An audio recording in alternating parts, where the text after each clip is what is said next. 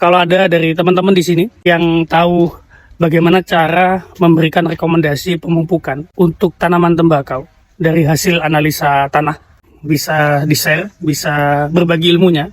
Karena informasi yang saya dapat saat ini masih sebatas tentang kesesuaian lahan untuk tanaman tembakau, kemudian rekomendasi pupuk dan juga rasionya, kemudian juga klasifikasi status unsur hara tanah dari hasil analisa, sedang, rendah, tinggi. Tapi yang masih menjadi pertanyaan bagi saya pribadi adalah bagaimana caranya kita bisa memberikan rekomendasi pemupukan untuk tanaman tembakau itu dari hasil analisa tanah.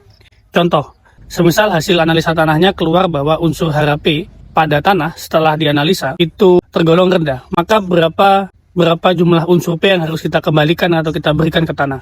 Karena seharusnya analisa tanah itu bisa dilakukan secara mandiri oleh petani. Memang ada perangkat uji analisa tanah yang mudah dipahami, dan kemudian setelah itu dari hasil analisa tanah itu bisa diketahui rekomendasi pemupukan yang harus diberikan berapa.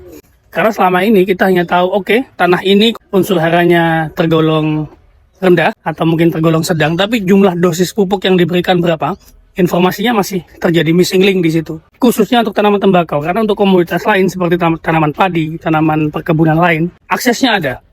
Mudah dicari di sosial media atau di internet, tapi tidak untuk tanaman tembakau.